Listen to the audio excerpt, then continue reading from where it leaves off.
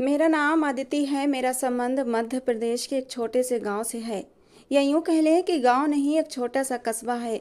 और उस कस्बे के मेरे दादाजी सरपंच थे। सरपंच होने की वजह से मेरे दादाजी की उस गांव में बहुत इज्जत थी, बहुत सम्मान था। हर कोई उनसे नजरें झुकाकर मिलता। लेकिन मेरे दादाजी बहुत ही अच्छे दिल के इंसान थे। उनके दिल में दया कूट कूट कर भरी हुई थी। हर किसी से प्यार से पेश आते थे, हर किसी का ख्याल रखते। मैं अपने दादा जान, चाचा और चाची के साथ दादा जान की खानदानी हवेली में रहती थी, जहां पर मैं बहुत ही खुश और ऐशो आराम की जिंदगी जी रही थी। मेरे दादाजी ने दुनिया की हर खुशी लाकर मेरी झोली में डाल दी थी। उन्होंने कभी मुझे मेरे माँ बाप की कमी महसूस ही नहीं होने दी थी। मेरे चाचा, मेरी चाची भी मुझे सगे माँ बाप की तरह प्यार करते हैं और मेरी हर खुशी का ख्याल रखते हैं। दादा जान ने तो मुझे इस बात से भी अनजान रखा था कि मैं किसकी औलाद हूँ। बचपन से लेकर जवानी तक उन्होंने मुझे इस बात का एहसास नहीं होने दिया था कि मैं लावारिस हूँ, और उन्होंने मुझे सड़क से उठाया था। जब कभी मैं अपने माँ बाप के बारे में दादा जान से बात करती तो वो मेरी बात को गोल गोल कर देते। दादा जान की बेपनाह मोहब्बत के बावजूद मैं अपने माँ बाप को बहुत याद करती थी। उनसे मिलना चाहती थी, एक बार उन्हें देखना चाहती थी। हजार बार मैंने दादा जान से इस बारे में बात की थी, लेकिन वो हर बार यही कहते कि सही समय आने पर तुम्हें सब कुछ बता दूंगा, अभी सही समय नहीं आया है। शायद दादा जान मुझे कभी न बताते कि एक दिन दादा जान मेरे बारे में बात कर रहे थे कि सुनील, तुम ही बताओ, अदिति मुझे अपने माँ बाप के बारे में पूछती है, मैं उसे क्या जवाब दूं कि मैंने उसे रोड से उठाया था, किसी ने उसे लावारिस की तरह सड़क पर फेंक दिया था। और उसी दिन मुझ पर यह राज खुला था कि मैं लावारिस हूँ। हालांकि इससे पहले तो मैं दादा जान को अपने सगे दादा जान, चाचा चाची को अपने सगे चाचा चाची ही मानती थी। लेकिन उस दिन दादा जान के मुंह से ये बात सुनकर मुझे एहसास हुआ कि मैं इस खानदान का खून नहीं थी। दादाजी ने मुझे रोड से उठाया था। ये सुनकर मेरे सर पर आसमान गिर गया था, मेरा सब्र जवाब दे गया था। मैं अपने कमरे में आई और फूट फूट कर रोने लगी। हे भगवान, पता नहीं मैं किसका पाप हूँ जो ऐसे मुझे कोई रोड पर फेंक कर चला गया था। दादाजी ने मेरी बहुत अच्छी परवरिश की थी। उन्होंने मुझे अच्छी शिक्षा दिलवाई। जब मैंने 10वीं का इम्तिहान दिया, बहुत अच्छे नंबरों से पास हुई थी। हमारे गांव में कोई कॉलेज नहीं था। गांव के बच्चे 10वीं के बाद पढ़ने के लिए शहर जाते थे। गांव से शहर जाने के लिए 1 घंटा लग जाता था। 10वीं करने के बाद दादाजी को इस बात की चिंता थी कि अदिति मुझसे दूर चली जाएगी। उनका कहना था, तो मैं शहर नहीं भेजूंगा, जितना पढ़ लिया काफ़ी है। लेकिन चाचा चाची मेरी जिद के आगे मान गए। फिर दादाजी को भी हथियार डालना पड़े। दादाजी इस शर्त पर माने थे कि मैं हर रोज वापस आया करूंगी, इसलिए उन्होंने मेरे लिए बैन लगवा दी। मैं जो कभी गांव से बाहर नहीं निकली थी, शहर की रंगीनियां और वहां की हवा देखकर बहुत खुश हुई थी, क्योंकि मैं कभी शहर गई ही नहीं थी। गांव की जिंदगी और शहर की जिंदगी में बहुत ज़्यादा फर्क था। आखिर कई सालों की मेहनत से मेरी पढ़ाई पूरी हुई और मैं गांव दादा जान के पास हमेशा हमेशा के लिए चली गई। मेरे गांव आने पर दादाजी बहुत खुश हुए थे। कहते थे, अदिति, तुम्हारे बिना ये हवेली काट खाने को दौड़ती थी। तुम हो तो ऐसा लगता है जैसे बहारें आ गई हैं। उस दिन चाची ने मेरी पसंद के खाने बनाए थे। चाचा के 2 बच्चे थे, एक बेटी रिया और बेटा साहिल। दोनों ही बच्चे मुझसे बहुत घुले मिले थे। एक दिन मैंने दादाजी से अपनी नौकरी के बारे में बात की कि दादाजी, मैं नौकरी करना चाहती हूँ। दादाजी बोले, लेकिन अदिति बेटा, हमारे गांव में तो एक ही प्राइमरी स्कूल है, क्या तुम इतना पढ़ लिख कर इधर नौकरी करोगी, इस छोटे से स्कूल में? मैंने कहा, नहीं दादाजी, मैं शहर में नौकरी करना चाहती हूँ। मेरी पढ़ाई का क्या फ़ायदा अगर मैं घर बैठी रही तो? मैं चाहती हूँ मैं बहुत ऊपर तक जाऊँ और आपका नाम रोशन करूँ। मेरे दादाजी ने कभी मेरी बात नहीं टाली थी। मेरी इस बात पर भी बोले, ठीक है अदिति, उधर शहर में मेरा एक दोस्त है, मैं नौकरी के लिए उससे बात करूंगा। यूं दादाजी ने अपने जानने वाले दोस्त से मेरी नौकरी के बारे में बात कर ली। मुझे बैंक में बहुत अच्छी पोस्ट पर नौकरी भी मिल गई थी। ये नौकरी पाकर मैं बहुत खुश थी। नौकरी मिल जाने के बाद रहने की समस्या खड़ी हुई थी, क्योंकि हमारा कोई रिश्तेदार भी शहर में नहीं था जिसके पास मैं रह लेती। मैंने दादाजी की इजाज़त लेकर हॉस्टल में रहने का फैसला किया, जो कि बैंक से 10 मिनट की दूरी पर था। मैं हॉस्टल से बैंक और बैंक से हॉस्टल रोड पर पैदल चलकर जाती थी। रोड के दाएं साइड पर बच्चों का एक बड़ा सा पार्क था, जहां लोग अपने बच्चों को घुमाने फिराने के लिए लेकर आते थे। शाम के समय आते थे। कुछ दिनों से मैं महसूस कर रही थी जैसे मेरा कोई पीछा करता है, लेकिन फिर मैंने सोचा ये मेरा वहम होगा। एक दिन जब मैं बैंक से हॉस्टल लौट रही थी तो एक मर्दाना आवाज़ मेरे कानों में पड़ी थी, एक्सक्यूज़ मी, मुझे आपसे बात करनी है। मैं 1 मिनट के लिए रुकी और बोली, लेकिन मुझे आपसे कोई बात नहीं करनी, मैं आपको जानती तक नहीं हूँ, मैं आपसे भला कैसे बात कर सकती हूँ, और आप हैं कौन जो यूं बीच रास्ते मुझे रोककर मुझसे बात करना चाहते हैं। वो कहने लगा, मैं सिर्फ आपका 1 मिनट लूंगा, मुझे आपसे बहुत ज़रूरी बात करनी है। मैंने कहा, लेकिन मुझे आपसे बात नहीं करनी, मैंने आपसे कहा तो है। अजीब लड़का था, न जान न पहचान, जबरदस्ती मुझसे बात करने पर तुला हुआ था। हालांकि देखने में अच्छा खासा स्मार्ट और सभ्य संस्कारी लड़का लग रहा था। मैंने उसे साफ साफ जवाब दे दिया कि मुझे लड़कों में कोई दिलचस्पी नहीं है, प्लीज मेरा पीछा मत कीजिए, वरना मुझसे बुरा कोई नहीं होगा। उस लड़के ने अपना आधा चेहरा मास्क से छुपाया हुआ था, हालांकि उसकी आंखें साफ दिखाई दे रही थीं, जिनमें मुझे देखकर एक अजीब सी चमक समाई हुई थी। एकदम से वो लड़का कहने लगा, आप मुझसे शादी करेंगी? आपको पता है, मैं आपको रोज इस पार्क में बैठे हुए देखता रहता हूँ, मैं आपको अपनाना चाहता हूँ। देखिए, मैं दूसरे लड़कों जैसा हरगिज नहीं हूँ और मैं बहुत ही शराफत से आपसे रिश्ता मांग रहा हूँ। अगर आप हाँ कह देती हैं तो मैं आपको ज़िंदगी में सारी खुशियाँ दूंगा, आपको कभी मुझसे कोई शिकायत नहीं होगी। प्लीज़ मेरे प्रपोजल पर गौर जरूर करना। मैंने कहा, मेरा पीछा छोड़ें वरना मैं शोर मचा दूंगी और लोगों को इकट्ठा कर लूंगी, और फिर जो आपके साथ होगा उसके जिम्मेदार आप खुद होंगे। वो बोला, मैं आपके लिए हर रिस्क लेने के लिए तैयार हूँ। मैंने कहा, अपनी बकवास बंद करो और मेरे रास्ते से हटो। उस दिन के बाद से तो रोज का ये रूटीन हो गया था। वो लड़का रोज मेरे इंतजार में रोड पर खड़ा होता और मैं उसे नज़रअंदाज करके आगे गुजर जाती थी, क्योंकि मैं अपने दादाजी का भरोसा तोड़ नहीं सकती थी। उन्होंने मुझे कितने मान और विश्वास के साथ शहर में नौकरी करने के लिए अकेला भेजा था, मैं कैसे उनका विश्वास तोड़ देती। अकेले रहने की उन्होंने मुझे अनुमति दी थी। मैं इस तरह अपनी राह से भटक कर उनके विश्वास को तोड़ना नहीं चाहती थी। और दूसरी बात, मुझे मर्द जात पर भरोसा ही नहीं था। मैं उनके चक्करों में पड़ना नहीं चाहती थी, जिसकी वजह से मेरे दादा जान और मेरी बदनामी हो। इसलिए मेरा रोज का रूटीन था कि मैं उसे नज़रअंदाज करके गुजर जाती थी। 2-3 दिन से मुझे वो लड़का नजर न आया तो मुझे कुछ अजीब सी बेचैनी सी होने लगी थी, ऐसे जैसे मुझे कहीं भी सुकून नहीं मिल रहा था। मैं अपनी इस बेचैनी की वजह समझ नहीं पा रही थी। एक दिन दादाजी का फोन आया। वो मुझसे बोले, अदिति, क्या तुम गाँव आ सकती हो? मैं बोली, दादाजी खैर तो है? वो बोले, जब घर आओगी तब बताऊंगा, बस तुम जल्दी से घर आ जाओ, तुम्हारे लिए एक बहुत बड़ा सरप्राइज है जो मैं तुम्हें घर आने के बाद ही दूंगा। मैंने कहा, ठीक है दादाजी, मैं घर आ रही हूँ, कल ही आ जाऊंगी, आप ड्राइवर को भेज देना। खैर अगले दिन मैं ड्राइवर के साथ हवेली पहुंच गई थी। हवेली में काफी गहमा गहमी और रौनक लगी हुई थी। चाची हवेली के आंगन की सफाई सुथराई में बिजी थी। हवेली का माहौल देखकर ऐसा लग रहा था जैसे बहुत बड़ा फंक्शन रखा गया हो। मैं हैरत से हवेली के चारों तरफ देख रही थी। मुझे समझ नहीं आ रहा था कि ये सब चल क्या रहा है और दादाजी ने मुझे इतना अर्जेंट क्यों बुलवाया है। मैंने चाचा को नमस्ते करने के बाद दादाजी के कमरे में चली गई। दादाजी अपनी कुर्सी पर बैठे कोई किताब पढ़ने में बिजी थे। मैंने जाते ही दादाजी के पैर छूकर उनसे आशीर्वाद लिया और उनसे लिपट गई। दादाजी ने प्यार से मेरे सर पर हाथ फेरा और बोले, अदिति, तुम बहुत किस्मत वाली हो। मैंने मुस्कुराते हुए कहा कि जी वो तो मैं हूँ, मुझे इतने अच्छे प्यार करने वाले दादाजी और चाचा चाची जो मिले हैं। दादाजी बोले, अदिति, मैंने तुम्हारे लिए एक फैसला लिया है, तुम्हें पता है कि मैं तुम्हारे लिए कभी भी बुरा नहीं सोचूंगा। मैं बोली, बिल्कुल दादाजी, मैं अच्छी तरह जानती हूँ कि आप मेरे लिए जो भी करेंगे अच्छा ही करेंगे। दादाजी बोले, अदिति, मैंने तुम्हारे लिए फैसला लिया है और मुझे उम्मीद है कि तुम मेरे फैसले पर कोई भी नानुकर नहीं करोगी। मैंने कहा, दादाजी आप किस फैसले की बात कर रहे हैं?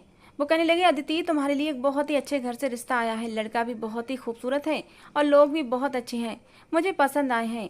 मैंने तुम्हारे पूछे बगैर उन लोगों को घर पर आने की दावत दे दी है, इसलिए मैंने तुम्हें शहर से यहाँ हवेली बुलाया है ताकि तुम भी उन लोगों से एक बार मिल लो। मुझे तो वो लोग बहुत अच्छे और ख़ानदानी लगते हैं, इसलिए मैंने रिश्ते के लिए भी हामी भर ली है। और फिर उनका अपना बहुत बड़ा बिजनेस है, मुझे उम्मीद है तुम वहाँ बहुत खुश रहोगी। लेकिन मैं तुम्हारी इजाज़त के बगैर कोई भी कदम नहीं उठाऊंगा। अगर तुम्हें वो लोग पसंद ना आए तो हम रिश्ते से इनकार कर देंगे, लेकिन एक बार तुम्हारा उनसे मिलना ज़रूरी है। मैं बोली, दादाजी, जैसा आपका फैसला, आपको जैसा सही लगे वो करें। ये कहते हुए मैं उठकर कमरे में चली गई थी। लेकिन पता नहीं क्यों मुझे ये सब सुनकर बिल्कुल भी खुशी नहीं हुई थी। शायद मैं उस अनदेखे आदमी को चाहने लगी थी। मैं उदास उदास सी कमरे में टहलने लगी। कुछ देर के बाद ही चाची आई और बोली, अदिति, तैयार हो जाओ, वो लोग आने वाले हैं। मैं हाँ में सिर हिलाती हुई अलमारी की तरफ बढ़ गई। पिंक कलर का एक सूट निकाल कर पहना और तैयार हो गई। क्योंकि ये दादाजी का हुक्म था तो मैं हरगिज टाल नहीं सकती थी। मैं तैयार हुई और अपने कमरे में ही बैठ गई। हवेली में सब लोग मेहमानों के आने का इंतजार करने लगे, लेकिन किसी को पता नहीं था आगे क्या होने वाला है। सब लोग शाम तक मेहमानों के आने का इंतजार करते रहे, लेकिन वो लोग नहीं आए। शाम के 4 बजे दादाजी के पास एक फ़ोन कॉल आई, जिसे सुनने के बाद दादाजी काफ़ी उदास दिखाई दे रहे थे। चाचा के पूछने पर दादाजी ने बताया कि वो लोग नहीं आएंगे। हमने उन्हें समझने में बहुत बड़ी भूल कर दी है। मैं तो समझता था वो लोग बहुत ही अच्छे शरीफ खानदानी लोग हैं, लेकिन वो तो एक नंबर के गुंडे निकले। मुझे पता चला है कि आज उनका किसी के साथ झगड़ा हो गया है और उस झगड़े के बीच एक इंसान अपनी जान से भी हाथ धो बैठा है। इसीलिए वो लोग अपना घर बार छोड़कर फरार हो गए हैं। मैं तो भगवान का धन्यवाद करता हूँ कि उसने मेरी बच्ची की ज़िंदगी बर्बाद होने से बचा ली, वरना मैं सारी ज़िंदगी खुद को कभी माफ़ नहीं कर पाता। इस बात को अभी 6 महीने गुजरे थे कि मेरे लिए एक बहुत ही अच्छे घराने से दूसरा रिश्ता आया। वो लोग बहुत ही धार्मिक टाइप के लोग थे। दादाजी को भी रिश्ता अच्छा लगा। दादाजी को वो लोग काफ़ी पसंद आए थे और दादाजी ने मेरी मर्जी पूछी तो मैं चाहते हुए भी इनकार न कर पाई। यूँ मेरा रिश्ता मुकुल से तय हो गया। मुकुल बहुत ही अच्छी तबीयत का लड़का था। रिश्ता होने के बाद मुकुल अक्सर मुझे कॉल कर लिया करता था, लेकिन उससे बात करके मुझे कोई भी खुशी महसूस नहीं होती थी। मेरा दिल तो जैसे बुझ सा गया था। रिश्ता पक्का होने की 1 महीने बाद शादी की तारीख भी तय कर दी गई थी। हवेली में शादी की तैयारियां जोर शोर से शुरू थीं। दादाजी के कहने पर मैंने जॉब से रिजाइन कर दिया था। दादाजी का कहना था, तुम्हारी शादी होने वाली है, बेहतर है तुम अभी जॉब छोड़ दो। अगर शादी के बाद तुम्हारे ससुराल वालों को अच्छा लगे तो तुम दोबारा से अपनी जॉब शुरू कर लेना। शादी की तैयारियां शुरू हुईं और शादी की सारी शॉपिंग चाचा और चाची ने शहर से की थी। मेरी चाची हर जगह मुझे अपने साथ घसीटती थी। मेरे लाख मना करने के बावजूद भी वो मुझे अपने साथ लेकर जाती कि तुम हर चीज़ अपनी पसंद से लो। दादाजी की भी जबरदस्ती मुझे चाची के साथ भेज देते थे। बाजारों के चक्कर लगा लगा कर मेरी टांगें जैसे टूट गई थीं। एक दिन जब मैं और चाची शॉपिंग पर गए तो मुझे ऐसा लगा जैसे वही लड़का मेरे आसपास मौजूद हो। मैंने चारों तरफ नज़र दौड़ाई, लेकिन वो लड़का मुझे कहीं नजर न आया। घर आते ही मैं कमरे में चली गई। कुछ देर के बाद दादाजी कमरे में आकर बोले, अदिति क्या हुआ, तुम उदास लग रही हो। अगर तुम्हारे दिल में कोई बात है तो तुम मुझे बताओ, क्या तुम्हें शादी से खुशी नहीं है। मैं बोली, दादाजी ऐसी कोई बात नहीं है। आपने मेरे लिए जो फैसला किया है सोच समझ कर ही किया होगा। बस मैं बाजार जाने की वजह से थक गई हूँ, इसलिए आराम करना चाहती हूँ। दादाजी बोले, अच्छा तुम आराम करो, मैं चलता हूँ। और फिर सुबह तुम्हारी मेहंदी का फंक्शन भी है, उसकी तैयारी भी करवानी है। मेहंदी वाले दिन पूरी हवेली दादाजी ने पीले रंग के फूलों से सजवाई थी, जो कि बहुत ही प्यारी लग रही थी। मेहंदी वाले दिन मैंने पीले और हरे रंग का लहंगा पहना हुआ था। जब मुझे स्टेज पर बिठाया गया तो हर आंख मुझ पर टिकी हुई थी। ताज़ा फूलों का जेवर पहने और लंबे बालों की चोटी को आगे किए हुए मैं बहुत ही खूबसूरत लग रही थी। देखने वाली हर नज़र मेरी तारीफ कर रही थी। मेहंदी की रस्म करते करते रात के 12 बज गए थे। मैं बहुत थक चुकी थी, इसलिए रस्म ख़त्म होने के फ़ौरन बाद मैं कमरे में चली आई। जल्दी से मैंने कपड़े चेंज किए और अपने बिस्तर में घुस गई। उस दिन मेरा दिल कर रहा था कि मैं जी भर कर रो लूँ। पता नहीं क्यों आज मेरा दिल अंदर से उदास हो रहा था और फिर मैंने ऐसा ही किया। मैंने अंदर से दरवाज़ा लॉक किया और खूब रोई। मैं अपने रोने की वजह खुद नहीं जानती थी। इतनी सर्दी होने के बावजूद भी मुझे कमरे में घुटन हो रही थी और मैं बाहर लॉन में चली आई। लॉन में टहलते टहलते मैं अपने हाथों को देखने लगी, जिन पर मुकुल के नाम की मेहंदी लगी हुई थी। पता नहीं क्यों मेरा दिल इस अनजान लड़के के लिए धड़कने लगा था, जिसे मैं जानती तक न थी। मैं इन्हीं सोचों में गुम थी कि चाचा लॉन में चले आए थे। बोले, अदिति तुम इतनी ठंड में यहाँ क्या कर रही हो, चलो कमरे में जाओ वरना बीमार हो जाओगी। मैं बोली, चाचू आप चले, मैं बस अभी आती हूँ। कमरे में मुझे अजीब सी घुटन हो रही थी, इसलिए मैं बाहर आ गई। चाचू मेरे सर पर हाथ रखते हुए बोले, अदिति किस बात की टेंशन ले रही हो, तुम फिक्र मत करो, वो लोग बहुत अच्छे हैं। देखना उधर जाकर तुम्हें हमारी बिल्कुल भी याद नहीं आएगी। मेरी आंखों में आंसू आ गए। चाचू मेरे आंसू साफ करते हुए बोले, पगली रोते नहीं, हमारा आशीर्वाद है कि तुम अपने घर में खुश रहो। अगले दिन बारात थी। बारात वाले दिन मैंने सिल्वर ग्रे कलर का लहंगा पहना हुआ था। हर कोई कह रहा था कि दुल्हन तो चांद का टुकड़ा लग रही है, दोनों की जोड़ी बहुत खूबसूरत है। विदाई के समय मैं बहुत रोई थी, अपने माँ बाप की याद बहुत आ रही थी। इस बात में कोई शक नहीं था कि दादा चाचा चाची मुझसे बेइंतहा मोहब्बत करते थे। उन्होंने कभी भी मुझे माँ बाप की कमी महसूस नहीं होने दी थी, लेकिन फिर भी पता नहीं क्यों मेरा दिल भर आया था अपने माँ बाप को याद करके। अभी विदाई होने में कुछ ही समय बाकी बचा था कि दादा जान का बीपी हाई हो गया और वो बेहोश होकर गिर गए। उसी वक्त डॉक्टर को बुलाया गया। चेकअप के बाद डॉक्टर ने बताया कि इनका बीपी बहुत ज़्यादा हाई था। मैं दादाजी के पास बैठी रो रही थी। कुछ देर के बाद दादाजी को होश आया तो मेरी जान में जान आई थी। मैं दादाजी के हाथ पर अपने हाथों को लेकर चूमने लगी। मैंने कहा, दादाजी आपको क्या हो गया था? अगर आपको कुछ हो जाता तो मैं कैसे जीती? आप ही तो मेरा सब कुछ है। जब दादाजी की तबीयत कुछ ठीक हुई तो मेरी विदाई कर दी गई। विदाई पर दादा जान, चाचा, चाची सब बहुत उदास थे। मैं पीछे मुड़कर एक नज़र सब पर डाली और गाड़ी में बैठ गई। ससुराल में मेरा स्वागत बहुत शानदार तरीके से किया गया। मेरे कदमों में गुलाब के फूलों को बिछाया गया। मेरी सास ने मेरे ऊपर से पैसे उतार कर गरीबों में बांट दिए। जब मैंने कमरे में कदम रखा तो पूरा कमरा खुशबुओं से महक रहा था। ताज़ा फूलों की खुशबू थी। मुझे फूल तो शुरू से ही बहुत पसंद थे और गुलाब के फूलों से तो मुझे काफ़ी लगाव था। मेरी सास ने मेरा लहंगा सेट करते हुए मुझे बेड पर बिठा दिया और ख़ुद भी मेरे पास बैठ गईं। बोली, देखो बेटा, मैं तुम्हें अपनी बेटी बनाकर लाई हूँ। मैं चाहती हूँ तुम इस घर को स्वर्ग बना दो और घुल मिलकर सबके साथ रहो। मेरा बेटा बहुत अच्छा है, वो तुम्हारा बहुत ख्याल रखेगा। मैं बोली, मम्मी जी, मैं कोशिश करूँगी। मेरी तरफ से आपको कभी शिकायत का मौका नहीं मिलेगा। वो खुश हो गई और मुझे आशीर्वाद देने लगीं। कहने लगीं, खुश रहो बेटा। मुझे ये सुनकर बहुत खुशी हुई। कहने लगीं, अच्छा मैं चलती हूँ, मुकुल भी आने वाला है। मैं तुम्हारे खाने के लिए कुछ भिजवा देती हूँ। मैंने सर हाँ में हिला दिया। वो मुस्कुराती हुई चली गई। इससे पहले कि मुकुल कमरे में आता, कमरे की खिड़की से कोई एकदम से कमरे में आया था। इससे पहले मैं उसका चेहरा देखती, उसने अपना चेहरा काले रंग के कपड़े से ढांप रखा था। मैं समझी शायद कोई चोर या डाकू है। मैं तो एकदम से घबरा गई थी और इसी घबराहट में मेरे मुंह से एक चीख निकल गई। उस इंसान ने कमरे में आते ही सबसे पहले कमरे का दरवाज़ा बंद किया। दरवाज़ा बंद करने के बाद मेरी तरफ बढ़ा था। मैं तो डर के मारे सिमट कर बेड की तरफ सिमट कर बैठ गई थी। उसने मेरा हाथ पकड़ा और बोला, क्यों की तुमने ये शादी? अब देखना, मैं तुम्हारी ज़िंदगी बर्बाद कर दूंगा। मैं तुम्हें किसी के भी काबिल नहीं छोड़ूंगा।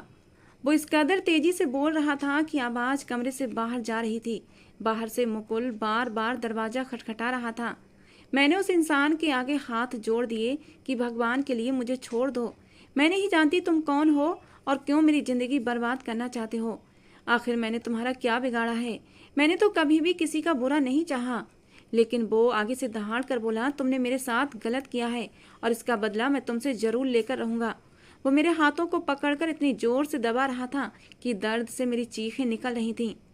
जाने से पहले वो ऊंची आवाज़ से बोला, अब तुम मेरे सिवा किसी की नहीं हो सकती। मैं तुम्हें कहीं भी मुंह दिखाने के काबिल नहीं छोड़ूंगा। ये कहकर वो उसी खिड़की से चला गया जिस खिड़की से आया था। मैं हैरान थी, आखिर उसने ऐसा क्यों किया था? उसने तो मुझे हाथ भी नहीं लगाया था, फिर वो मुझे सिर्फ बदनाम करने क्यों आया था? मैंने जल्दी से उठकर दरवाज़ा खोला। इससे पहले मुकुल उस लड़के को भाग कर पकड़ता, वो लड़का खिड़की से कूद कर जा चुका था। मुकुल गुस्से से मेरी तरफ बढ़ा। कहने लगा, कौन था वो?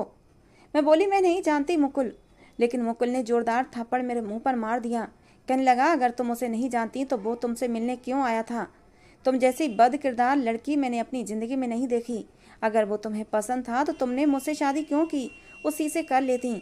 अब मुझे समझ आया कि तुम शादी से पहले मुझसे बात करने से क्यों कतराती थीं। मैं जब भी फ़ोन करता तुम बहाने बनाकर मेरा फ़ोन काट देती थीं। मैं बोली, मुकुल, मैं नहीं जानती वो कौन था। मेरी बात पर मुकुल गुस्से से दहाड़ा था। कहने लगा, एक तो गलती करती हो और ऊपर से झूठ भी बोलती हो। तुम इस काबिल नहीं हो कि मैं तुम्हें अपनी ज़िंदगी में शामिल करूं। मैं अभी और इसी वक्त तुम्हें अपनी ज़िंदगी से निकालता हूं। ये कहकर मुकुल ने मुझे धक्के देकर कमरे से बाहर निकाल दिया। उसने मुझे घर से भी निकाल दिया। मैं उसी रात रोती धोती अपने दादाजी की हवेली में आ गई। तीसरे दिन ही मुकुल ने मुझे तलाक के पेपर भी भेज दिए। मैं सबको सफाइयाँ देती रही कि मैं गलत नहीं हूँ, मेरा कैरेक्टर बिल्कुल साफ सुथरा है और उस लड़के ने मेरे साथ धोखा किया है। उसने मुझे बदनाम करने की कोशिश की थी। उस लड़के ने तो मुझे हाथ भी नहीं लगाया था, लेकिन किसी ने भी मेरी बात का विश्वास नहीं किया और मुकुल ने मुझे अपनी ज़िंदगी से निकाल दिया। मैं हवेली में सबसे नज़रें चुरा रही थी। ऐसा लग रहा था जैसे मैंने बहुत बड़ा पाप कर दिया हो। मैं निर्दोष होते हुए भी खुद को कसूरवार समझ रही थी, हालांकि मैंने कोई गलत काम नहीं किया था। मेरा भगवान जानता था कि मेरी इज्जत सुरक्षित थी, मेरी इज्जत पर कोई भी दाग नहीं था। दादाजी ने मुझे बहुत तसल्ली दी थी। मुझे अपने पास बिठाकर बोले, आदिति, मुझे पूरी बात बताओ, मुझे तुम पर पूरा भरोसा है। लेकिन जो बात मुकुल ने बताई है उसमें भी कोई ना कोई सच्चाई होगी और तुम खुद कह रही हो कि हाँ, वो लड़का तुम्हारे कमरे में आया था। मुझे सारी बात बता। दादाजी को मैंने सारी बात बता दी। दादाजी बोले, वो लोग बहुत ही बदनसीब हैं जिन्होंने तुम पर इल्जाम लगाकर तुम्हें घर से निकाल दिया, क्योंकि तुम तो हीरा हो, हीरा। वो मुझे तसल्ली देते हुए बोले, बेटा सब्र करो, भगवान सब ठीक करेगा। ये तो मैं भी जानती थी। मेरी तलाक के बाद दादाजी अंदर से टूट चुके थे। वो किसी से नजर नहीं मिला पा रहे थे कि उनकी पोती की शादी को एक दिन भी नहीं गुजरा और वो तलाक लेकर हवेली आ बैठी थी। दिन गुजरते रहे। मेरी तलाक के बाद हवेली में खामोशी सी छा गई थी। ये खामोशी तब खत्म हुई जब मेरे लिए तीसरी बार एक रिश्ता आया। लड़का गवर्नमेंट स्कूल में टीचर था। दादाजी ने इस रिश्ते को सही जाना और मेरे लिए इस रिश्ते के लिए हाँ कर दी, क्योंकि वो लोगों की और ज़्यादा बातें नहीं सुन सकते थे। उस लड़के का नाम रोहित था। रोहित मिडिल क्लास घराने से संबंध रखता था। उससे बड़ी 3 बहनें थीं। उनकी जिम्मेदारी निभाते निभाते उसकी उम्र भी थोड़ी ज़्यादा हो गई थी। दादाजी ने बहुत ही सादगी के साथ रोहित से मेरी शादी कर दी। मैंने भी भगवान की राजी में राजी हो गई थी। रोहित ने मुझे टैक्सी में बिठाया और विदा करवा कर अपने घर ले गया। उसके साथ जाते हुए मुझे ऐसा महसूस हो रहा था जैसे हवेली से बहुत बड़ा बोझ उठाकर ले जा रही हूँ। रोहित का घर काफ़ी पुराना सा था। हर तरफ गंद फैली हुई थी। मैंने जाते ही पूरा घर अच्छी तरह साफ किया था। रोहित बोला, अदिति छोड़ो ये सब, कल कर लेना। अब तुम एक ही दिन की दुल्हन हो और तुमने आते ही सफाई करना शुरू कर दी। मैं बोली, रोहित मुझे गंदगी में रहने की आदत नहीं है। शाम के साए ढल चुके थे। रोहित मुझसे बोला, मैं बाहर से खाना लेकर आता हूँ। रोहित के घर में कोई नहीं था। उसकी बहनों की भी शादी हो चुकी थी और वो शादी में शामिल नहीं हुई थीं, क्योंकि वो दूसरे शहर में शिफ्ट थे और उनके बच्चों के पेपर चल रहे थे, इसलिए वो लोग नहीं आ पाए थे। रोहित के माँ बाप भी जिंदा नहीं थे। वो घर पर बिल्कुल अकेला रहता था। मैंने कहा, कोई बात नहीं रोहित, मैं घर पर ही कुछ बना लूँगी। लेकिन रोहित नहीं माना और खाना लेने बाजार चला गया। अभी रोहित को गए 10 मिनट भी नहीं हुए थे कि वही आदमी मुंह पर काला नकाब डाले एकदम से दरवाज़ा खोलकर अंदर आया था। मुझे हाथ से पकड़कर कमरे में ले गया और कमरा भी बंद कर लिया। उसने मेरे दोनों बाजुओं से मुझे पकड़ा और मेरे कपड़े फाड़ दिए। चीख कर बोला, मैंने तुमसे कहा था ना कि तुम्हें अपने अलावा किसी और का नहीं होने दूंगा। मैंने उसे कहा, मुझे जीने दो, पहले भी तुम्हारी वजह से मेरा घर बर्बाद हो चुका है। आखिर क्यों तुम मेरे पीछे पड़े हो? मैंने तुम्हारा क्या बिगाड़ा है? इतनी ही देर में रोहित भी वापस आ गया था। वो जोर जोर से दरवाज़ा पीटने लगा। आदिति दरवाज़ा खोलो, अंदर कौन है? तभी उसने एकदम से दरवाज़ा खोला। रोहित उसकी तरफ लपका तो उसने रोहित को धक्का दिया। रोहित लड़खड़ाकर दूर गिरा था। इतने में वो लड़का भाग गया था। मेरे फटे हुए कपड़े देखकर रोहित बोला, क्यों की थी मुझसे शादी? उसी से कर लेती जिसके साथ रंगरलियां मना रही थी। मैं बोली, रोहित मेरा विश्वास करो, उस इंसान ने पहले भी मेरा घर बर्बाद कर दिया था, अब भी वो मेरा घर बर्बाद करना चाहता है। मेरे और उसके बीच ऐसा कुछ भी नहीं है। मैं तुम्हें अपनी पवित्रता की गवाही देती हूँ। लेकिन रोहित कहने लगा, तुम जैसी औरतें पता नहीं कितनी झूठी गवाहियाँ देती हैं। इस बार भी मेरा घर बस न सका। रोहित ने भी मुझे तलाक दे दी और घर से निकाल दिया। मेरा दिल कर रहा था कि मैं खुद को ख़त्म कर लूं। समझ नहीं आ रहा था मैं कहाँ जाऊं। मैं बार बार अपने फटे हुए कपड़ों को छुपा रही थी। मैं रोड पर जा रही थी कि जाते जाते मेरी नज़र अदालत पर पड़ी थी। मुझे लगा शायद यहाँ से मुझे इंसाफ मिल जाए और मुजरिम पकड़ा जाए। मैं सीढ़ियाँ चढ़कर अदालत के अंदर चली गई थी। अंदर एक केस की पेशी चल रही थी। अंदर जाते ही मैंने जज से कहा, जज साहब मुझे इंसाफ चाहिए। जज ने फौरन मेरी बात सुनी। मैं बोली, शादी की हर रात कोई नकाब पोश आता है और मुझे बदनाम करके गायब हो जाता है और मेरा पति मुझे तलाक दे देता है। ये सुनकर जज बोला, कल तक मुजरिम तुम्हारे सामने होगा और उसे पूरी की पूरी सजा दी जाएगी। मैंने वो रात अदालत के बाहर ही गुजारी थी। अगली सुबह मैं फिर अदालत के अंदर थी। मेरे और जज के सिवा कमरे में उस वक्त कोई नहीं था। जज बोला, मैं तुमसे माफ़ी मांगना चाहता हूँ। ये सारा किया धरा मेरे भाई का है। वो तुमसे बहुत मोहब्बत करता था। तुम्हारी मोहब्बत में ही उसने तुम्हारे घर उजाड़ दिए थे। दूसरी दफ़ा जब उसने तुम्हारा घर उजाड़ा तो वापसी पर एक गाड़ी से टकरा गया था। इमरजेंसी में आखिरी बार मेरी मुलाकात उससे हुई थी। उसने मुझे तुम्हारे बारे में बताया था। मरने से पहले उसने तुम्हारी साफ चरित्र की गवाही भी दी थी और मुझसे वादा लिया था कि तुमसे शादी करके तुम्हें इज्जत से अपने साथ रखूं। मैंने तुम्हारे बारे में पता करवाया था। मुझे पता चला कि तुम हवेली नहीं गई हो। देखो किस्मत का खेल कि आज तुम खुद चलकर मेरे पास आई हो। मेरे सामने हाथ जोड़ते हुए वो बोला, प्लीज़ मेरे भाई को माफ़ कर दो। वो तुम्हारा गुनहगार था, लेकिन उसके किए की सज़ा उसे मिल चुकी है। ये सब सुनने के बाद मैं ज़ोर ज़ोर से रो रही थी कि तुम्हारे भाई ने मेरी ज़िंदगी बर्बाद कर दी, मुझे कहीं मुंह दिखाने के काबिल नहीं छोड़ा। लोग इन आवाज़ों को सुन रहे थे। उस जज का नाम सुमित था। खैर, उसके बार बार कहने पर मैंने उससे शादी कर ली। शादी के बाद वो मुझे अपने घर ले गया। मैं बाद में अपने दादाजी से भी मिलने गई और अपने साथ होने वाले सारे हादसे दादाजी को बताए थे। दादाजी ने भी उस इंसान को माफ़ कर दिया था जिसने मेरी ज़िंदगी के साथ इतना बड़ा खेल खेला था। बाद में मुझे पता चला ये वही इंसान था जो बैंक पर वापसी से मेरा पीछा किया करता था। खैर, मैंने भी उसे माफ़ कर दिया था क्योंकि वो अपने अंजाम को पहुंच गया था। आज मैं सुमित के साथ एक अच्छी और खुशहाल ज़िंदगी जी रही हूँ। इतना अच्छा जीवन साथी पाने के बाद मैं अपने अतीत को भूल चुकी हूँ और अपनी ज़िंदगी में सुमित के साथ मगन हो गई हूँ। दोस्तों, आज की हमारी ये कहानी कैसी लगी ज़रूर बताना। पसंद आई हो तो प्लीज़ लाइक करना। रोज़ एक नई कहानी सुनने के लिए हमारे चैनल को भी सब्सक्राइब करना। कहानी को पूरा अंत तक सुनने के लिए आप लोगों का बहुत बहुत धन्यवाद दोस्तों। मिलते हैं अगली किसी नई कहानी के साथ।